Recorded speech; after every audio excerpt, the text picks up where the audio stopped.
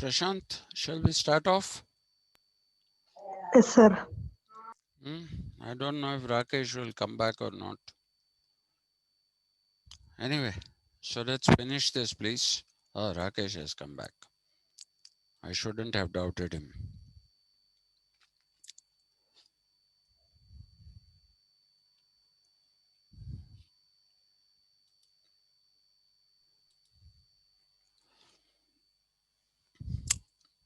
Okay,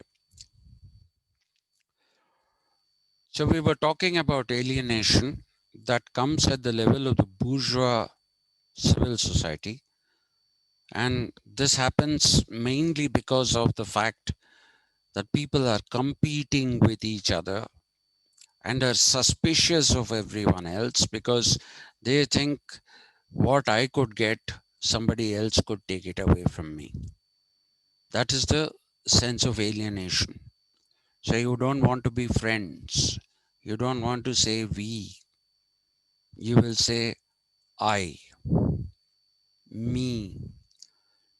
So at the level of the civil society, that solidarity that you found at the level of family, where you saw the entire family as one unit, you don't see that at the level of the bourgeois civil society. At the level of the bourgeois civil society, what you see is individuals alienated from other individuals. And Rousseau is the first thinker to attribute a positive role to the idea of the state. Okay. If you look at, okay, Hobbes also does, but he's more concentrating on the sovereign power, power of the sovereign rather than the state. Though he does believe that without a state, you can't have a society. In Locke, you want a limited state. And Locke sees it as a necessary evil, laissez faire. That's what he wants it to be. Don't interfere in the lives of individuals. What is Locke trying to say? Locke is trying to say the state should be there only to keep law and order intact so that the propertied people do not lose their property to mobs. So that is why it's necessary. But it's evil because it can take away the liberties, the freedoms, the rights of individuals. So he sees it as a necessary evil. That is the kind of thing that you find throughout in liberalism. In liberalism, you find this running thread where the state is seen as necessary, but not something that is a good thing. It's potentially evil, and these were reinforced by Nazism and fascism that happened and led to the Second World War. Okay, so the state has not been seen as a positive thing. But Rousseau, on the other hand, is somebody who sees the state playing a very, very positive role. For him, the state is something which should overcome alienation that you find at the level of the bourgeois civil society and restore the feeling of family, not just in one family, but among the entire people of a city state, not nation state. Remember, he's anti nation state, and this is precisely for this reason. Look at our population. We are somewhere close to 140 crores. Okay. So if we are talking about all these people being family, is it possible? It's not. So Rousseau is looking at the Geneva of his own time, where you don't have a very big population, very small population. And he believed if you have city states, then they can restore the feeling of family among all people and between different families. Okay. So, what was confined to, say, five, six, or 10 people of a family, that solidarity of being together, that can be replicated in the city state. That is why he's anti nation state. That is why he's anti nation state. He's anti capitalism because it creates this bourgeois civil society. And this bourgeois civil society is for him something which creates alienation. So, alienation should be overcome if people want to live in happiness. If people want to live in happiness, then this alienation should be overcome. And this is the duty of the state. That brings us to the question as to how will it do it? Okay. How will the state bring up this feeling of oneness, the feeling of family, solidarity, and the idea of overcoming the idea of alienation? Now, he, like I told you, he likes to show two things. He says life can be lived in two ways. Okay. One is what he's referring to as life as it was in ancient Sparta in Greece. And ancient Sparta was something that had a regimented form of life. I told you when I spoke to you about the Peloponnesian War and the war between, that is the war between Athens and Sparta.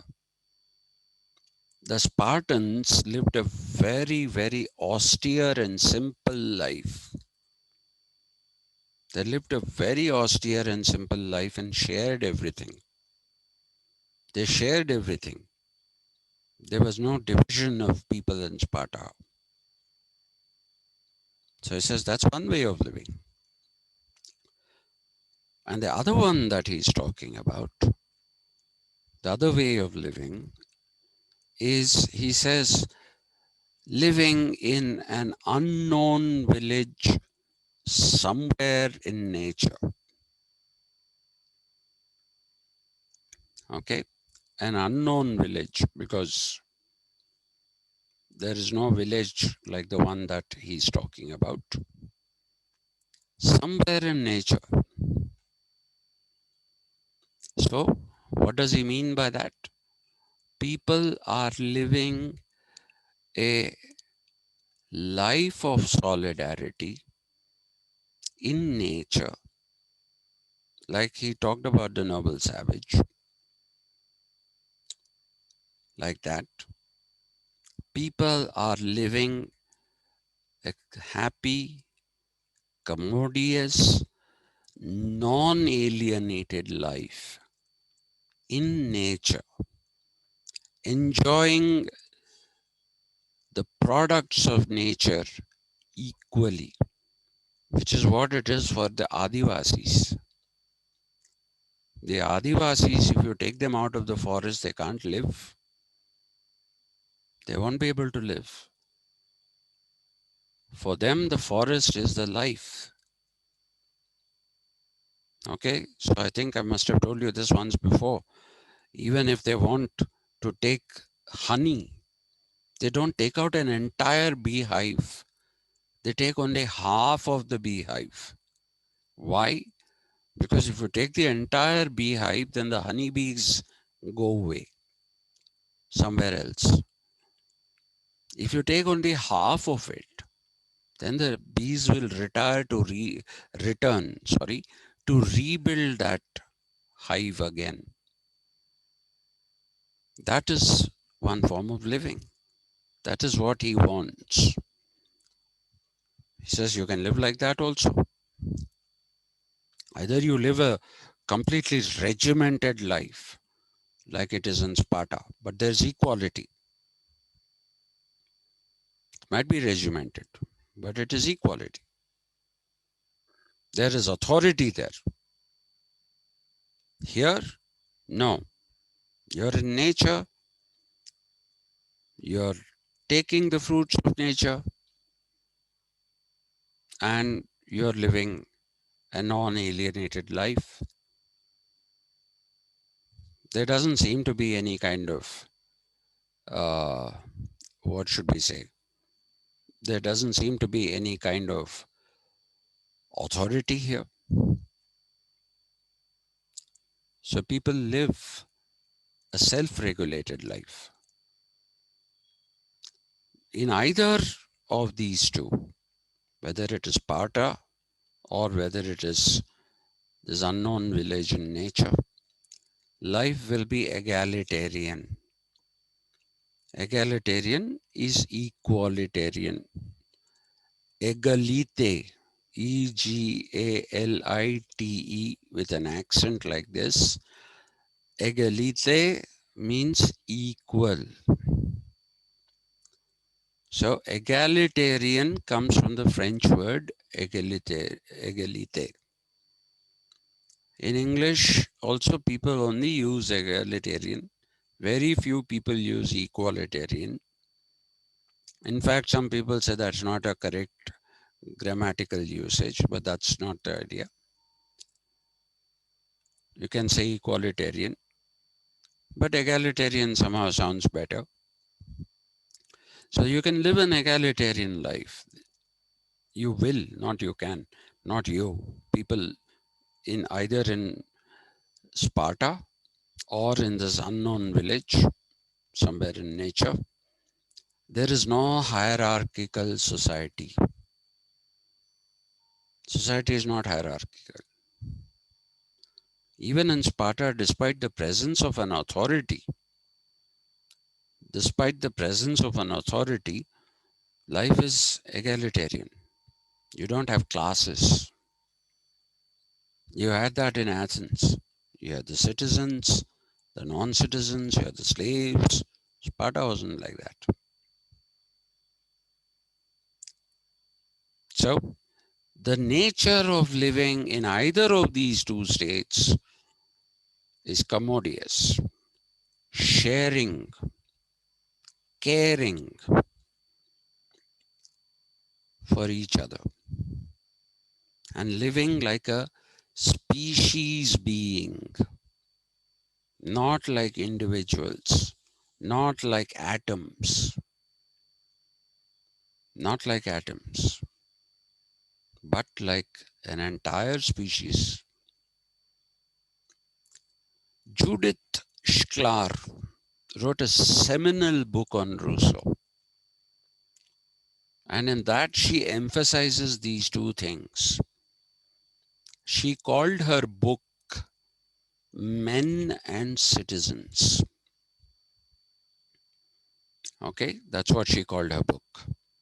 She's a great lady. When I went to Harvard, I was very, very disappointed to see that there was no John Rawls's photograph anywhere. He belonged to the Department of Political Science and Public Administration in Harvard.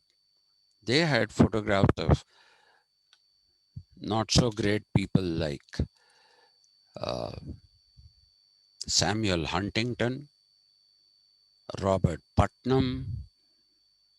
They had their photographs, but the photograph of Rawls was missing. And there was a small little room in which hardly 10 people or 5 people fit. I don't know what was the purpose of that room. It had a small little this thing nameplate which said the Sklar room. Now I don't know what that was. I was assuming, seeing the size of the room, that when she was at Harvard, that might have been the room that she occupied.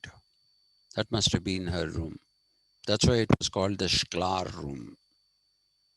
And she's a brilliant writer, brilliant academician. And her argument in Men and Citizens is precisely this. If you take the Spartan way of doing things, that everybody in Sparta is a citizen, no discrimination. Okay? So that is the citizens, where you're living some kind of politically organized life. But if the other extreme, which is the unknown village somewhere in nature, there you're living as human beings. Men is all human beings, not just men. So you can live your life as men, or you can live your life as citizens and produce the same effect. Species being, solidarity, empathy with each other. Look at Rousseau. He didn't choose anything big. He chose small places. Sparta is not very big. And this unknown village is a village. How many people will be in a village? 5,000? Not more than that. So he's saying you can live as a citizen or you can live as a human being in a self-regulated commune. Commune. And Judith Sklar points this out wonderfully in her book and calls people living, if you choose to live in Sparta, then you're citizens. If you choose to live in this unknown village somewhere in nature, then you're men. So either as men with no political organization or as citizens with political organization, you can still have the same quality of life. I told you he gives extreme ends of the practice spectrum. And Sparta is something that was so disciplined. Life was extremely disciplined in Sparta. Austere, no pursuit of luxury. No pursuit of luxury at all. You had to lead a simple life. You had to share things with people. The same thing without authority in this village, which is somewhere in nature. That is why he also got the tag of the romanticist. Though he's offering you a rational solution here, he was still called a romanticist because he says somewhere in nature. He doesn't want people to go away from nature. He's not saying let's go back to nature, but he's emphasizing that living in nature is a good thing. Living in harmony with nature is a good thing instead of trying to tame nature. Instead of trying to tame nature, take things away from nature, instead of doing all that and denuding nature, which is what the industrial revolution and the industrial civilization was doing.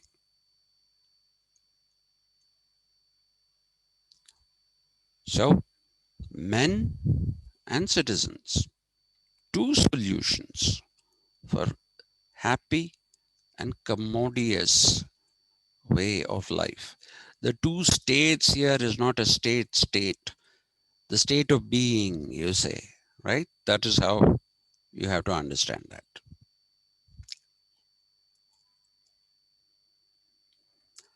Now, when he's talking about his social contract, he again gives us two extremes. The first one is a direct democracy and has all people living in a city state participating in the direct democratic process. There are there is no representative democracy. Rousseau is not a believer in representative democracy. Please remember that. Rousseau didn't believe in representative democracy. He felt it represents no one. Or if it does, it represents the class interest of the rich. So he wanted direct democracy. And he doesn't look at democracy from the Greek point of view. He sees it as a rule of the people. People ruling themselves. And in that, he's talking about all people taking part in the direct democratic process. All people without exception. No property criterion. Nothing. You're a person who belongs to the city state, right?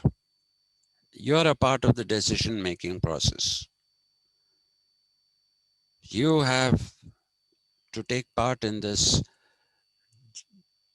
democratic process. So that's why it's direct democracy.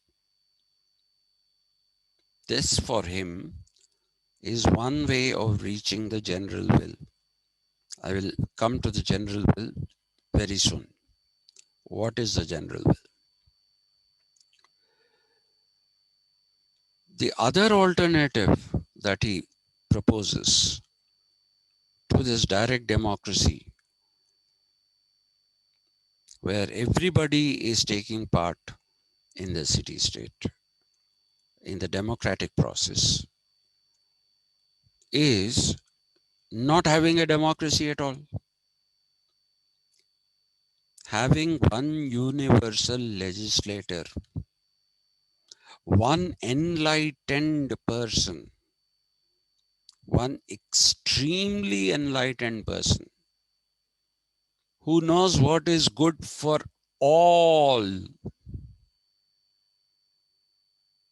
Okay? One who knows what is good for all. And therefore, he makes laws which have the good of people, the good of all people in his mind. He'll make those kind of laws. That's why universal legislator. He's not a legislator for some people. He is the legislator for all people. So here on the one hand, you have everybody participating. On the other hand, he's saying nobody participates. There is this one person who will take care of the good of every single person. So it's like your father. If you're living in your family, does your father say, I will take care of the good of Prashant, but I won't take care of the good of my other children? Will your father say, I will, Rakesh, I will take care of your mother, but I won't take care of you? No. The father, as the head of the family, has to look at the good of everyone in the family. And in the good old days when there were joint families, it was not today we have nuclear families. In joint families, the eldest member of the family took care of everyone. Any decision that was taken keeping in view the good of all the people in the family, not for the sake of some people. Ah, this is good for you, I'll do it. No, that will become discrimination. As the head of the family, it is the duty. It needn't be the father, it can also be a mother. In Kerala and in northeastern societies, you have matriarchal systems where the woman is the head of the family. So she also takes care of the good of all the people in the family. Whatever decision she takes, she will think, is this going to be for the good of everyone, or will it have an adverse effect on someone? If it has potentially an adverse effect on someone, then that decision is abandoned. That is the universal legislator, like the head of the family who takes care of the family, looks at the family as one unit and does things for the good of that entire family, not just for himself or for his wife or for her husband. No, entire family. And Rousseau says this comes when you have feelings in you. When you get alienated, you also get alienated from your own feelings. Every human being, I told you, is good natured, according to him. But it is the civilizational process, the capitalist civilizational process, that leads to this atomized thinking of what is good for me. He wants to overcome that. And he says that this alienation from others also kills feelings for fellow human beings. If we see somebody suffering, don't we feel sad? We should feel sad if somebody is suffering. My ex-maid servant lost her whole family. She lost her husband, who was hit by someone and he died. She lost her daughter, who for some reason set herself on fire and she died. She lost her son, who became a drunkard, had tuberculosis. His wife went away, left an autistic child, AUTISDI. It's a disease. When I see her, I feel very bad because now she has health problems. And she has to bring up the small boy. He's a very small boy. She has to bring up the small boy. So I feel like giving her something every time. So that is having feelings for others, sympathizing. You can empathize and sympathize with others only when you can feel their pain. And therefore, despite his rationalism, Rousseau emphasizes on feelings.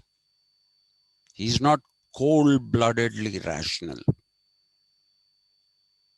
He believes that rational has space for feelings in it, and therefore, Kenneth Clark, who's a historian who made a television serial called Civilization, in which he studied various things.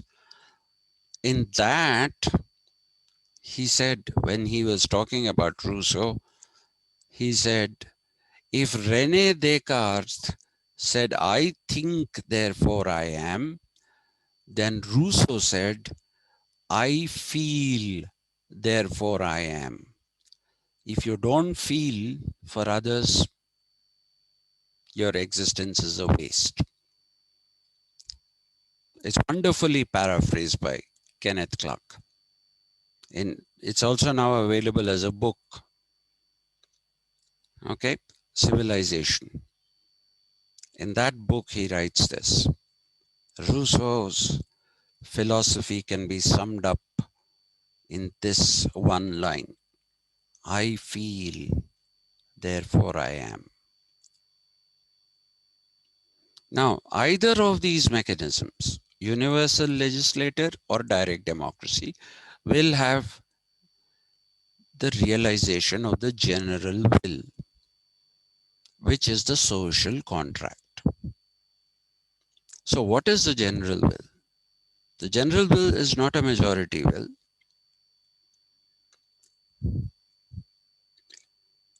It's not a majority will. It has the good of all people at its heart. If there are 100 people, it should have the 100 people's good in its heart. It should not have 99 people's good. Then it's not general will. That's a majority will. He's against majority will. All 100 people should be covered by the general will. That is the social contract.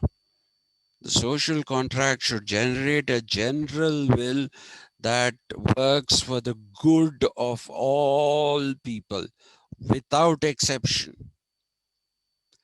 Kant clarified this. But before I come to that, just let me finish with this. What is Rousseau doing with the general will? He's reintroducing the concept of common good that we found in Aristotle, Plato. What is good for society is good for the individual. Rousseau is back to that. He's not an individualist. Rousseau is a rationalist, but not an individualist. He believes that there is a thing called common good. And the following of that common good will lead to the good of everyone. That is the general will. And when you follow the general will, you can do it either through the direct democracy.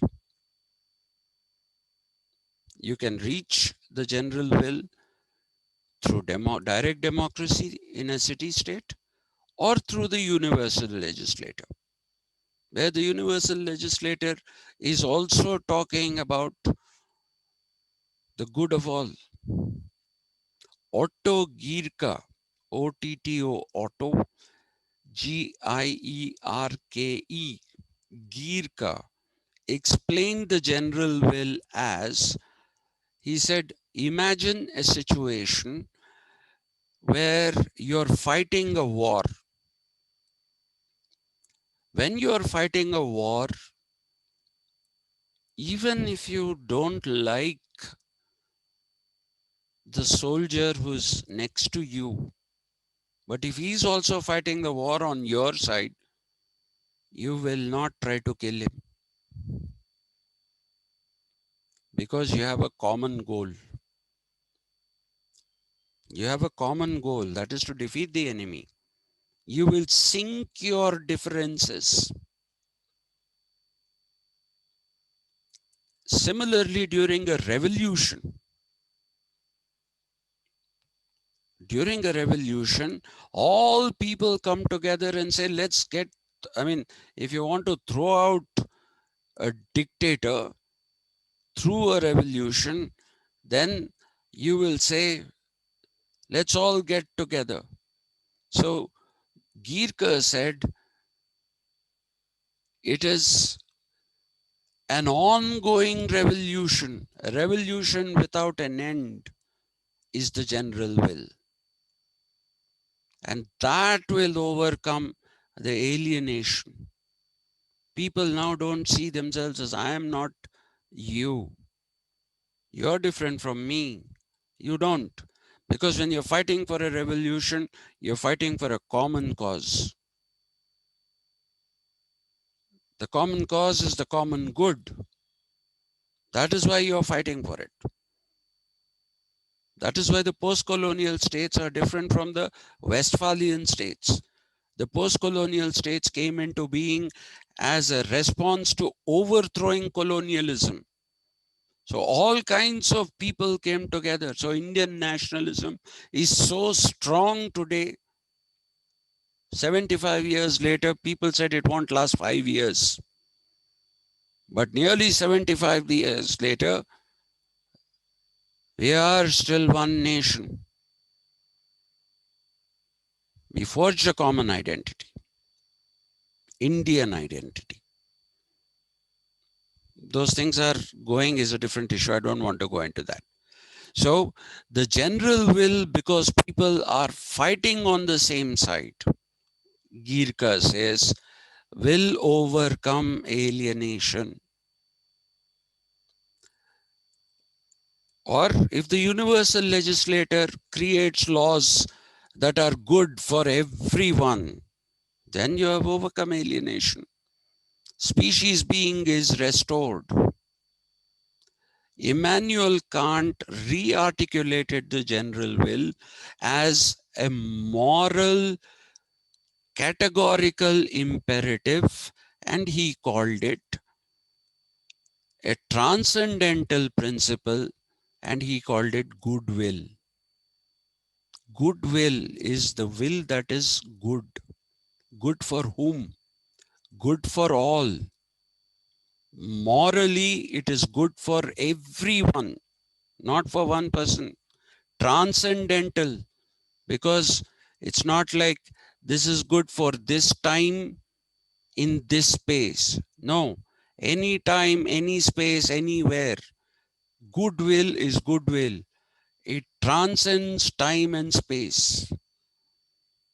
And it works for the good of everyone. That's why he called it the goodwill. The will that is there for the good of everyone. That is the general will. Kant articulated it a bit better. So this is it as far as Rousseau is concerned. Tomorrow, what time, please? Quickly. I'm running out. It's less than a minute. Quickly. Or will you tell me later, Prashant? Yes, sir. Okay. I need one class each now for the Rousseau is over. We'll go to Bentham, one class, Mill, one class. You tell me the time and I'll schedule it. So thank you very much. Thank you very much. Thank you, sir. Right. Thank you.